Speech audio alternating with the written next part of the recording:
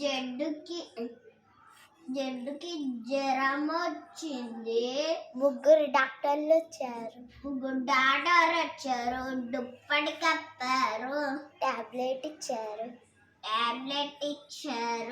అమ్మ వచ్చింది.